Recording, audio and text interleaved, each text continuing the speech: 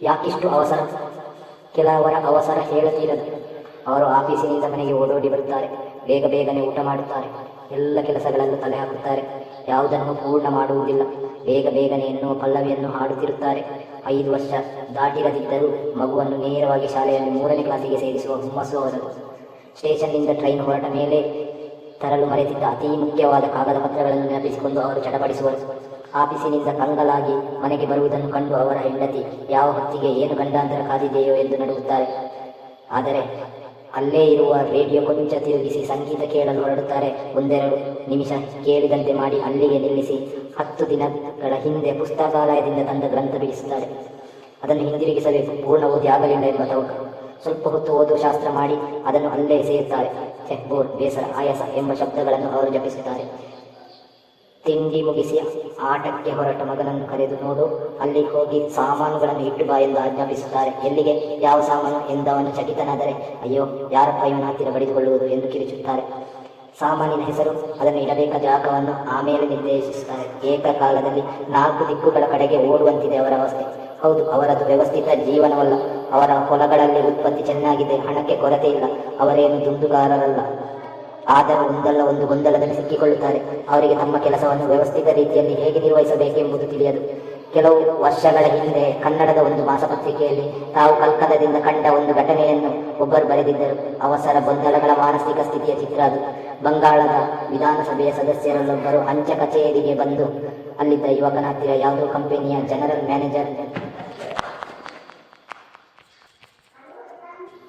ಮ್ಯಾನೇಜರ್ನೊಂದಿಗೆ ಮಾತಾಡಬೇಕಾಗಿದೆ, phone ಮಾಡುತ್ತೇನೆ ಎಂದರಂತೆ. ಇನ್ನು ಗಂಟೆ 9:10 ಹೊತ್ತಿಗೆ ಅವರು ತಮ್ಮ ಆಫೀಸಿಗೆ ಹೋಗಬಹುದು. ಆಗ ನೀವು ಫೋನ್ ಮಾಡಿರಿ ಎಂದ ಯುವಕ. ತಮ್ಮ ಹಿರಿತನದ ಗಾಂಭೀರ್ಯದಿಂದ ಅವನ ಮಾತನ್ನು ಕೇಳಿಸಿಕೊಂಡರು. ಕೇಳಿಸದವರಂತೆ ಸ್ವಲ್ಪ ಹೊತ್ತು ಸುಮ್ಮನಿದ್ದು ಬಳಿಕ ರಿಸೀವರ್ ತೆಗೆದುಕೊಂಡು ಡಯಲ್ ಮಾಡಿ ಯಾರು ಮಾತನಾಡುತ್ತಿರುವುದು ಎಂದು ವಿಚಾರಿಸಿದರು.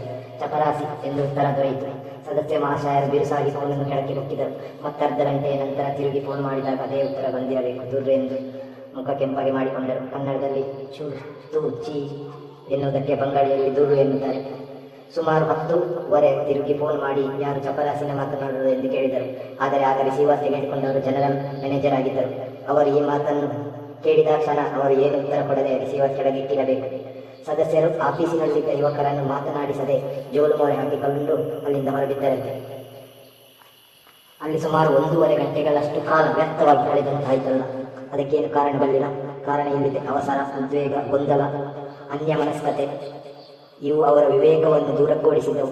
ಮಾತುಕತೆ, ಸಂಚಾರ, ಆಟ, ಊಟ, ಇತರ ಎಲ್ಲ ವ್ಯವಹಾರಗಳಲ್ಲೂ ಈ ಆತುರತೆಯಿಂದ ಆಗುವ ಅನಾಹುತಗಳು ಹಲವು. ಈ ಆತುರ, ಅವಸರ, ಗೊಂದಲಗಳಿಗೆ ಏನು ಕಾರಣ? ಯಾವುದೇ ಕೆಲಸ ಕೈಗೊಳ್ಳುವುದಕ್ಕೆ ಮೊದಲು ಶಾಂತ ಚಿತ್ತರಾಗಿ ಸರಿಯಾಗಿ ಯೋಚಿಸದೇ ಇರುವುದು. ಹಲವು ಕೆಲಸಗಳನ್ನು ಬೇಗ ಬೇಗ ಮಾಡಿ ಮುಗಿಸುವ ಚಪಲ. ವರ್ಷಗಟ್ಟಲೆ ಬೇಕಾಗುವ ಕೆಲಸವನ್ನು ಕೆಲವೇ ದಿನಗಳಲ್ಲಿ ಮಾಡುವ ಹುಚ್ಚು ಉತ್ಸಾಹ. ಮಾಡಲೇಬೇಕಾದ ಕೆಲಸವನ್ನು ಆದಷ್ಟು ಮುಂದೆ ಹಾಕುತ್ತಾ ಕಾಲ ಕಳೆದು ಕೊನೆಯ ಗಳಿಗೆಯಲ್ಲಿ ಅನಿವಾರ್ಯ ಸ್ಥಿತಿ ಎಂದಾದ ಮೇಲೆ ಅತ್ಯಾತುರದಿಂದ ಹೊರಡುವುದು. ತಪ್ಪಿನಿಂದ ಪಾಠ ಕಲಿಯದೆ ಅದು ತನ್ನ ವೈಶಿಷ್ಟ್ಯವೆಂದೇ ತಿಳಿದುಕೊಂಡು ಆ ವ್ಯವಸ್ಥೆಯ ಅಭ್ಯಾಸವನ್ನು ಬಲಪಡಿಸುತ್ತಾ ಹೋಗುವುದು. ಅವಸರ, ಆತುರ, ಉದ್ವೇಗ, ಗೊಂದಲ, ಗಲಿಬಿಲಿಗಳು ಮನಸ್ಸನ್ನು ಬದಲಿಸಿ ದೇಹವನ್ನು ದಣಿಯುವಂತೆ ಮಾಡುತ್ತವೆ. ನೀವು ರಕ್ತದ ಏರೊತ್ತಡ ಮತ್ತು ನರದ ಮಂಡಲದ ದೌರ್ಬಲ್ಯಗಳಿಂದ ನರಳುವ ಪ್ರಸಂಗವನ್ನು ನಾವು ತಂದೊಡ್ಡುತ್ತವೆ. ಅವುಗಳಿಂದ ಪಾರಾಗುವ ಬಗೆಯೇ ಬೇಗ ಬೇಗನೆ, ಮೆಲ್ಲನೆ